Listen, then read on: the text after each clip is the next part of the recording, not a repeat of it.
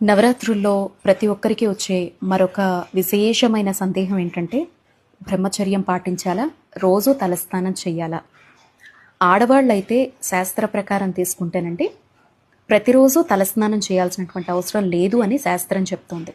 కానీ మేము ఒక సంకల్పం కోసం నిష్టగా పూజ చేస్తున్నాము, మాకు ఆరోగ్యం చాలా పర్ఫెక్ట్, ఎలాంటి ఇబ్బందులు, మేము ఎలాంటి మందుల్లోనూ లేము, మందులు వాడము, టాబ్లెట్స్ వేసుకోము, మేము సంపూర్ణ ఆరోగ్యవంతులం అని అనుకునేటువంటి ఎవరైనా రోజు తలస్నానం చేస్తే మంచిదన్నమాట.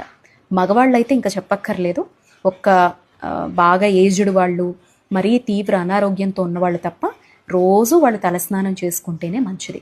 ఇక బ్రహ్మచర్యం కూడా సేమ్ ఇంతే నిష్టగా కలశ స్థాపన చేసుకొని మీరు ఒక సంకల్పం కోసం అఖండ దీపం పెట్టి అమ్మకు ప్రత్యేక పీఠం పెట్టి పూజ చేస్తున్నారు అనుకుంటే ఖచ్చితంగా మీ ఆరోగ్యం సహకరించినంత వరకు భూసయనం చేయాలి, బ్రహ్మచర్యాన్ని పాటించాలి. నిష్టతో ఆ తల్లి దైవనామస్మరణలోనే న్యాయంగా, ధర్మంగా, ఎవ్వరిని ఇబ్బంది పెట్టకుండా, ఎలాంటి విమర్శలకు వెళ్లకుండా, గొడవలకు పోకుండా, మిమ్మల్ని ఎవరైనా ఇబ్బంది పెట్టినా అమ్మకి లలితార్పణమను, దుర్గార్పణమను ప్రతి మాటను కూడా అమ్మకే అర్పిస్తూ జీవిస్తే ఖచ్చితంగా 9 రోజుల్లోనే మనం అనుకున్న సంకల్పాలు నెరవేరుతాయి.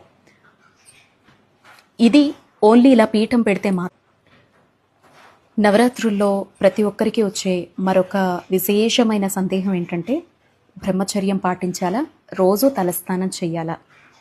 ఆడవాళ్ళైతే శాస్త్ర